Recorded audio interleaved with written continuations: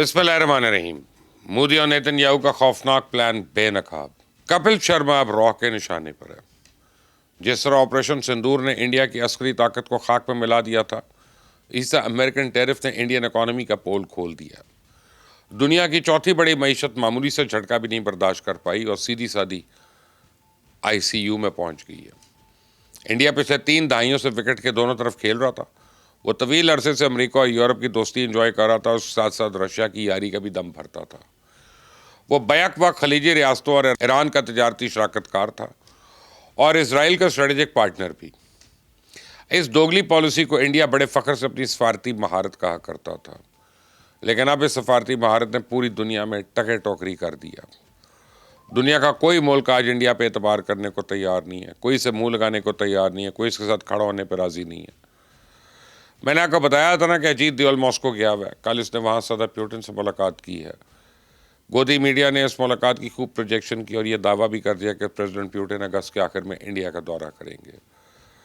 ये बातें जब मॉस्को पहुंची तो रशिया के सरकारी मीडिया ने फौरन तरदीद कर दी कि सदर पुतिन का इंडिया जाने का भी कोई इरादा नहीं। तो मुझे यकीन है यही हाल मोदी के दौरे चीन का होगा। इंडिया चाइना और रशिया के साथ मिलकर एक नया तजारती ब्लॉक बनाने की कोशिश कर रहा है और इस नए ब्लॉक को RIC का नाम दिया जा रहा है। इंडिया की कोशिश है कि अगले 1-1.5 महीने में यह नया ब्लॉक बन जाए ताकि इसकी मईशत तबाह होने से बच जाए। इंडियन इकोनॉमी पर अमेरिकन टैरिफ के असरात नज़र आना शुरू हो गए। अडानी और अंबानी तो अभी खामोश हैं, लेकिन छोटे एक्सपोर्टर्स की चीखें निकलना शुरू हो गई हैं। मैं आपको इंडियन लेदर इंडस्ट्री के एक एक्सपोर्टर की गुफ्तगू सुनवाता हूँ। इससे आपको अंदाज़ा हो जाएगा कि आने वाले दिनों में इंडियन इकोनॉमी का हशर क्या होने वाला है। सुने। जो ऑर्डर आ चुके हैं, जिनके लोग माल बना रहे हैं, जो चाइना से ट्रांसफर हुए, तो जो परमानेंट कर रहे हो तो कर ही रहे हैं। जो चाइना से ट्रांसफर हुए हैं, लोगों के पास जो एडवांस आ चुके हैं, पार्टियां माल लेने से मना कर देंगी, वो छोड़ देंगी। वो किस तरह माल को बेचेंगे? उनको भी, जिनको माल बन के जा रहा है, अपने इस्तेमाल के लिए तो जा नहीं रहा, वो भी आगे सेल करेंगे यूएस के अंदर। तो कैसे सेल करेंगे? 60% एक्स्ट्रा बढ़ जाना, 50%, जो 8% था पहले 25, फिर 25। तो ये लेदर इंडस्ट्रीज के लिए बहुत बड़ा नुकसान है और पूरे देश के लिए बहुत बड़ा नुकसान है। सरकार को इस पे बात करना चाहिए। मईशत के साथ साथ इंडिया के अंदरूनी सियासी सूरत हाल भी दबाव का शिकार हो चुकी है और तेजी से एक नई करवट ले रही है और यूं महसूस हो रहा है जैसे ये बहरान मोदी सरकार को ले डूबेगा। बीजेपी को लोकसभा में सिर्फ 25 सीटों की बढ़तरी हासिल और राहुल गांधी ने कल शवाहिद की मदद से साबित किया कि मोदी ने वोट चोरी करके ये मामूली बढ़तरी हासिल की है। इसने मोदी और इलेक्शन कमीशन ऑफ इंडिया का गठजोड़ मुकम्मल बेनकाब कर दिया। यूनाइटेड ऑपोजिशन में मोदी सरकार और इलेक्शन कमीशन की इस मिली भगत के खिलाफ अब सड़कों पर आ गई है और एहतजाज कर रही है। मैंने आपको पहले भी बताया था कि RSS का सरबराह मोहन भागवत मोदी पर अदम एतमाद का इजहार कर चुका है। मोहन भागवत जो है, उसने मोदी को सितंबर तक की मोहलत दे रखी है। इसके बाद मोदी को या तो इस्तीफा देना पड़ेगा या फिर अदम एतमाद का सामना करना पड़ेगा। तो अब तो इंडिया के गैर जानिबदार मुबस्सरीन यहाँ तक कह रहे हैं कि मोदी की जान इतनी आसानी से नहीं छूटेगी। पिछले 11 सालों में इसने जितनी करप्शन की है, अब इसे पाई पाई का हिसाब देना होगा। जिस दिन ये कमीना इक़्तिदार की कुर्सी से उतरा तो सीधा जेल जाएगा। इस बात को लेकर भी घबराहट में है कि जिस तरह की परिस्थितियां बनी हुई हैं देश में, अगर कोई ऐसा आड़ा टेढ़ा व्यक्ति प्रधानमंत्री बन जाता है तो उनके जेल जाने के चांस भी बन सकते हैं। ऐसा तो हुआ नहीं है कि देश में पूर्व प्रधानमंत्री जेल नहीं गई। मोदी के पास इस अंदरूनी और बैरूनी बहरान से निकलने का अभी तक कोई रास्ता नहीं है, कोई पॉलिसी नहीं है, कोई हिकमत अमली नहीं है और ये कमीना अपना इक़्तिदार बचाने की खातिर किसी भी हद तक गिर सकता है। मुझे तो शक है कि ऑपरेशन सिंदूर का दूसरा राउंड लॉन्च करने का मंसूबाबंदी कर रहा है। देखो, नया फॉल्स फ्लैग ऑपरेशन बचाने की तैयारियां कर रहा है। और मुझे ये शक इसलिए भी है कि भारतीय सेना ने 12 और 13 अगस्त को दोबारा इंडिया पाकिस्तान बॉर्डर के आसपास फ़िज़ाई मशकों का ऐलान कर दिया।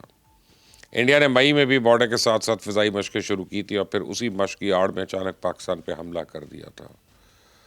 जिस दिन सीज़ फायर हुआ, उसी दिन से लेकर आज तक पूरी दुनिया की इंटेलिजेंस कम्यूनिटी खदशे का इजहार कर रही है कि अगस्त या सितंबर में इंडिया दोबारा पाकिस्तान पे हमला कर सकता है। जिस तरह मोदी अंदरूनी और बैरूनी महाजों पे जलील हो रहा है, अपना इक़्तिदार बचाने के लिए अब इस पर जंग के सिवा कोई रास्ता नहीं बचा। यह इस कदर लालची, घटिया और कमीना इंसान है कि ये अपने इक़्तिदार के लिए इंडिया की सालमियत को दाव पे लगा देगा। इंडिया के बारे में फील्ड मार्शल आसिम मुनीर का विजन बड़ा क्लियर है 6 से 12 मई के दौरान उन्होंने इंडिया को सिर्फ ट्रेलर दिखाया था। मोदी ने आपको शरारत की तो उसे पूरी फिल्म दिखाई जाएगी। इंडिया बस शुरू करे, इंशाल्लाह इस मरतबा हम इंडिया के टुकड़े टुकड़े किए बगैर चैन से नहीं बैठेंगे। मैं आपको बताऊं, इंडिया में खालिस्तान तहरीक इस वक्त रूज पर है। इंडियन पंजाब में खालिस्तान जिंदाबाद के नारे गूंज रहे हैं। अमृतसर में रोज़ाना जब सुबह लोग उठते हैं तो किसी न किसी अहम इमारत पर खालिस्तान जिंदाबाद के नारे लिखे दिखाई देते हैं। अब तो गलियों और बाज़ारों में भी वॉल चॉकिंग हो रही है और अमृतसर पुलिस को आजकल दौड़ें लगी हुई हैं। वो बेचारे दिन रात सिर्फ ये वॉल चॉकिंग मिटाने में लगे हुए हैं। सुने ज़रा अमृतसर पुलिस की खातून डीजीपी आजकल किस मुश्किल का शिकार है। शरारती लोगों ਦਾ ਅਸੀਂ ਕੀ ਕਹੀਏ, ਉਹ तो थोड़ा इधर मुंह करो उधर लिख के चले जाएंगे। तो पुलिस उत्थे रहती है, सीसीटीवी वगैरह लग्या होना है, पुलिस ओदी इन्वेस्टिगेशन कर रही है और बंदा फड़िया जाएगा। मैंने आपको खबर दी थी ना कि 15 अगस्त को अमेरिका में खालिस्तान रेफरेंडम हो रहा है, और मैंने आपको ये भी बताया था कि कनाडा के शहर सरे में ये खालिस्तान की एम्बेसी खुल चुकी है। तो अब इस एम्बेसी से पासपोर्ट का इजरा शुरू हो गया और बहुत जल्द जमहूरिया खालिस्तान अपने करेंसी नोट और खालिस्तान एयरलाइन लॉन्च करने जा रही है। इस तहरीक को दबाने के लिए रॉ कनाडा में मुकीम सिख बरादरी को मुसलसल हरासा कर रही है और पहले इसने हरदीप सिंह निज्जर को कत्ल कराया। इसके बाद पिछले महीने 10 जुलाई को सरे में कपिल शर्मा के कैफे पर फायरिंग कराई।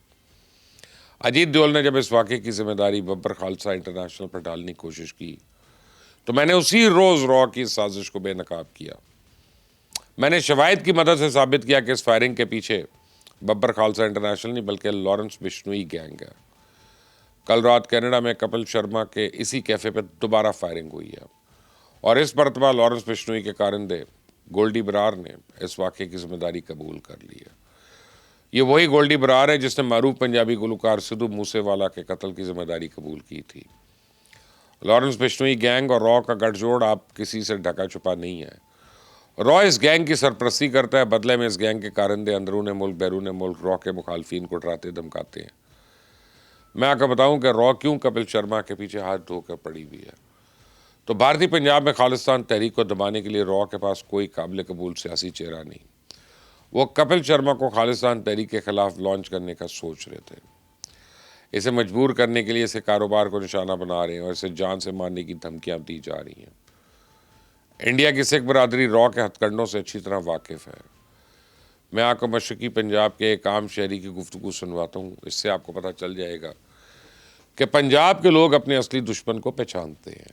ਤੁਸੀਂ ਕਹਿੰਦੇ ਹੋ ਪਾਕਿਸਤਾਨ ਦੇ ਕੋਲੋਂ ਦਰਬਾਰ ਸਾਹਿਬ ਨੂੰ ਬਚਾਤਾ। ਭਾਰਤ ਦੀਆਂ ਫੌਜਾਂ ਨੇ ਛੋਟੇ-ਛੋਟੇ ਬੱਚੇ ਦਰਬਾਰ ਸਾਹਿਬ ਢਾਏ ਆ। ਅਕਾਲ ਤਖਤ ਸਾਹਿਬ ਦੀ ਬਿਲਡਿੰਗ ਢਹਿ ਢੇਰੀ ਕਰ ਦਿੱਤੀ ਗਈ। ਦਰਬਾਰ ਸਾਹਿਬ ਤੇ ਗੋਲੀਆਂ ਦੇ ਨਿਸ਼ਾਨ ਅਜੇ ਵੀ ਮੌਜੂਦ ਨੇ।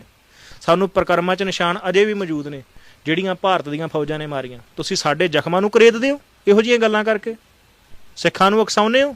ब्रेकिंग न्यूज़ ये है कि इसराइल ने गाज़ा पे कब्जे का प्लान फाइनल कर लिया और यह प्लान सियोनी फ़ौज के सरबराह लेफ्टिनेंट जनरल अय्याज़ ज़मीर ने पेश किया। नेतन्याहू और इसकी काबीना ने इस मंसूबे की न सिर्फ मंजूरी दे दी है बल्कि जंग के खात्मे और गाज़ा में इमदाद की तरसील के लिए 5 शराइत भी रखती हैं। इसराइल की मुजव्वज़ा शराइत के तहत हमास को हमेशा के लिए गैर मुसल्लह कर दिया जाएगा और इसके अलावा हमास को इसराइल पर यरगमालियों की वापसी यकीनी बनाना होगी। इस मंसूबे के मुताबिक गाज़ा को मुकम्मल तौर पर गैर फौजी इलाका डिक्लेयर कर दिया जाएगा जबकि गाज़ा की सिक्योरिटी मुस्तकिल तौर पर इसराइल के कंट्रोल में रहेगी।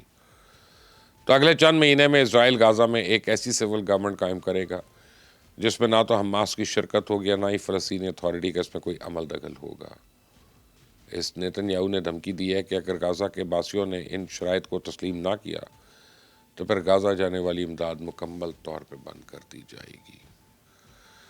अपनी राय मुझे ज़रूर दीजिएगा कमेंट्स में। इस चैनल को सब्सक्राइब करिएगा, बेल आइकॉन को प्रेस करिएगा। अंटिल द नेक्स्ट टाइम, अल्लाह हाफिज़।